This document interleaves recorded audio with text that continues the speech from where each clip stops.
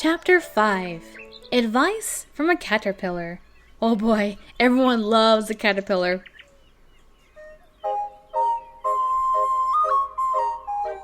What the heck? He looks like a Pokemon. That must be Caterpie's cousin or something. The caterpillar and Alice looked at each other for some time in silence. At last, the caterpillar took the hookah out of its mouth and addressed her in a languid, sleepy voice. "Who are you?" said the caterpillar. This was not an encouraging opening for a conversation. Alice replied rather shyly, I hardly know, sir, just at present. At least I know who I was when I got up this morning, but I think I must have changed several times since then." "What do you mean by that?" said the caterpillar sternly. "Explain yourself." "I can't explain myself, I'm afraid, sir," said Alice, "because I'm not myself, you see." "I don't see," said the caterpillar. "I'm afraid I can't put it more clearly," Alice replied very politely, "for I can't remember it myself to begin with, and being so many different sizes in a day is very confusing."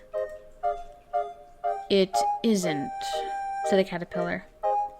"Well, perhaps you haven't found it so yet," said Alice, "but when you have to turn into a chrysalis, you will someday, you know, and then after that into a butterfly, you should think you'll feel a little queer, won't you?" "Not a bit," said the caterpillar. "Well, perhaps your feelings may be different," said Alice. "All I know is it would feel very queer to me." "You?" said the caterpillar contemptuously. "Who are you?"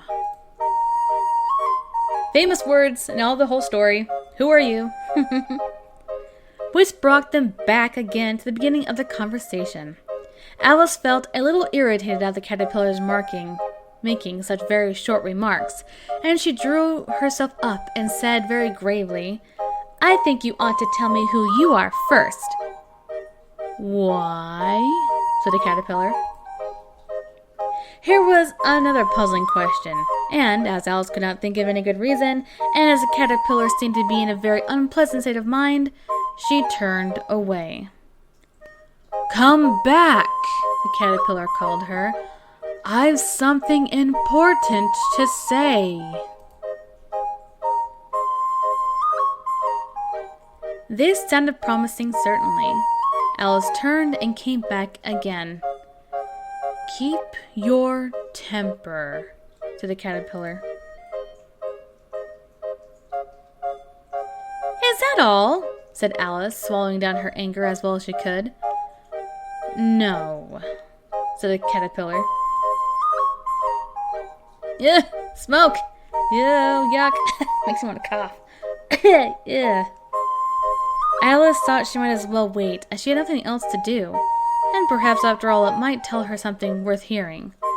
For some minutes it puffed away without speaking, but at last it unfolded its arms, took the hookah out of its mouth again, and said, "So, you think you're changed, do you?"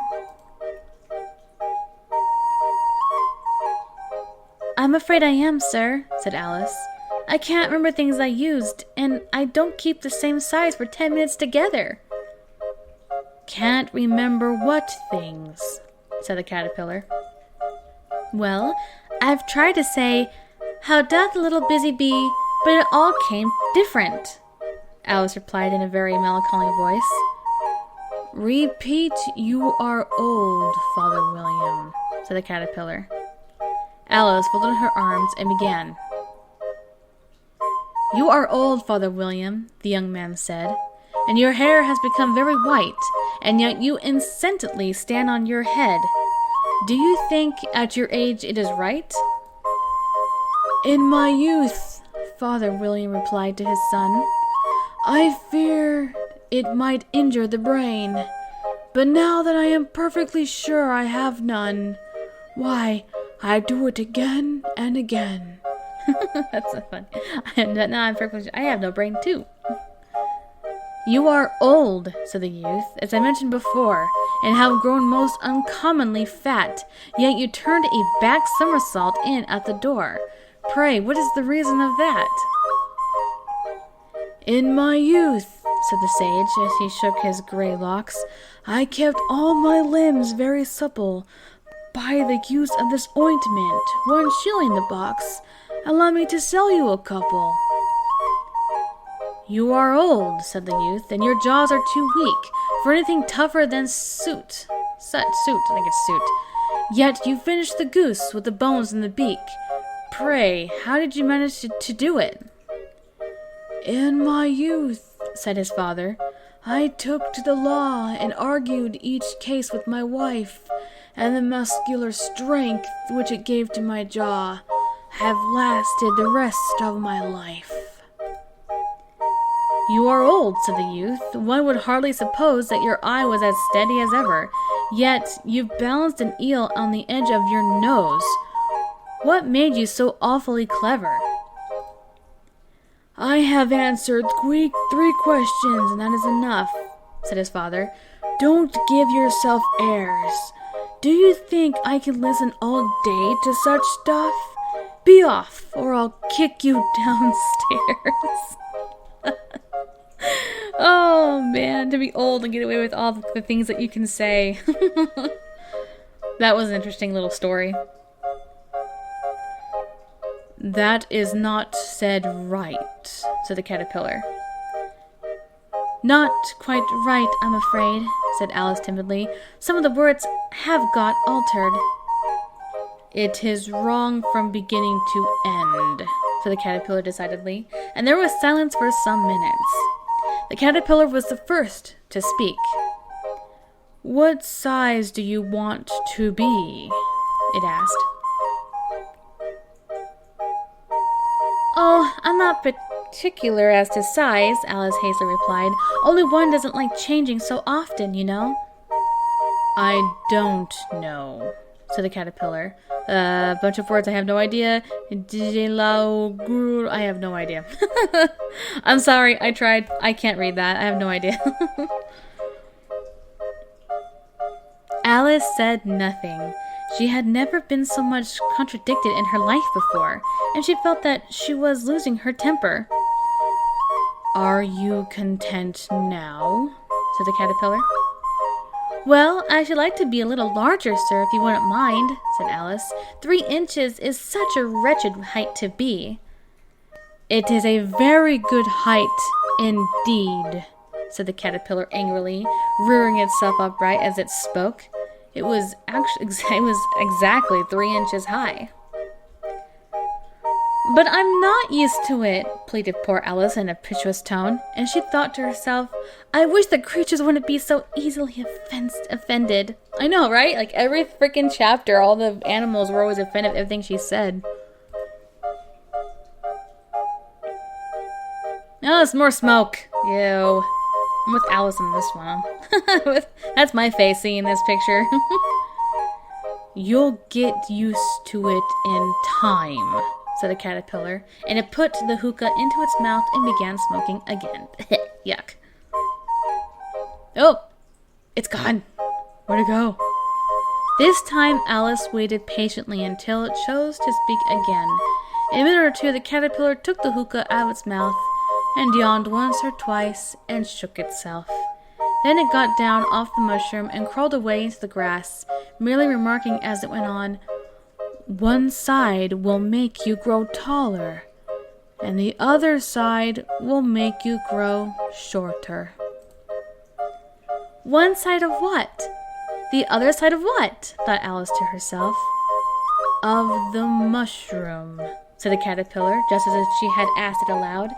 In another moment, it was out of sight. Oh, I was so hoping the caterpillar was going to turn into a butterfly like the Disney movie. I was lied to.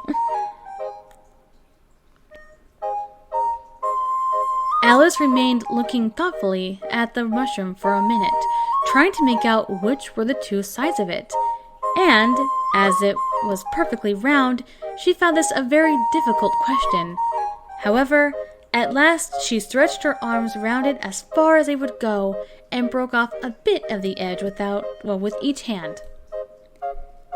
"And now which is which?" she said to herself, and nibbled a little of the right hand bit to try the effect. The next moment she felt a violent blow underneath her chin. It had struck her foot. Ouch, that sounds painful. She was a good deal frightened by this very sudden change, but she felt that there was no time to be lost, as she was shrinking rapidly. So she set to work at once to eat some of the other bit. Her chin was pressed so closely against her foot that there was hardly room to open her mouth, but she did it at last, and managed to swallow a morsel of the left-hand bit. Yum. "Come, my head's free at last," said Alice in a tone of delight, which changed into an alarm in another moment when she found that her shoulders were nowhere to be found. All she could see, when she looked down, was an immense length of neck, which seemed to rise like a stalk out of a sea of green and leaves that lay far below her. "What can all that green stuff be?" said Alice. "And where have my shoulders got to? And oh, my poor hands, how is it I can't see you?" She really likes to talk to her body parts a lot. First her feet, now her hands. She was moving them about as she spoke, but no result seemed to follow except a little shaking among the distant green leaves. As there seemed to be no chance of getting her hands up to her head, she tried to get her head down to them, and was delighted to find that her neck would bend. Sorry, I got stuck there. Would bend about easily in any direction, like a serpent. Read, Scar. She had just succeeded in curving it down into a graceful zigzag, and was going to dive in among the leaves, which she found to be nothing but the tops of the trees under which she had been wandering, when a sharp hiss made her draw back in a hurry. A large pigeon had flown into her face, and she was beating her violently with its wings. "Serpent!" screamed the pigeon. "I'm not a serpent," said Alice indignantly. "Let me alone." "Serpent, I say!" repeated the pigeon, but in a more subdued tone, and added with a kind of sob, "I've tried every way, and nothing seems to suit them." "I haven't the least idea what you're talking about," said Alice. "I've tried the roots of trees, and I've tried banks, and I've tried hedges," the pigeon went on, and without attending to her. "But those serpents, there's no pleasing them." Alice was more and more puzzled, but she thought there was no use in saying anything more till the pigeon had finished. "As if it wasn't troubling enough hatching the eggs," said the pigeon, "but I must be on the lookout for serpents night and day. Why, I haven't had a wink of sleep these 3 weeks." "I'm very sorry you've been annoyed," said Alice, who was beginning to see its meaning. "And just as I'd taken the highest tree in the wood," continued the pigeon, raising its voice to a shriek, "and just as I was thinking I should be free of them at last, they must needs more wriggling down from the sky. Ugh! Serpents!" "But I'm not a serpent, I tell you," said Alice. I'm a... "Well, where are you?" said the pigeon. "I can see you're trying to invent something." I'm a little girl," said Alice, rather doubtful, as she remembered the number of changes she had gone through that day. "A likely story indeed," said the pigeon in a tone of the deepest contempt. "I've seen many little girls in my time, but never one with such a neck as that. Oh no, you're a serpent, and there's no use denying it. I suppose you'll be telling me next that you never tasted an egg." I have tasted eggs, certainly," said Alice, who was a very truthful child. "But little girls eat eggs quite as much as serpents do, you know." "I don't believe it," said the pigeon. "But if they do, why then they're a kind of serpent, that's all I can say." Okay, I think I read that wrong.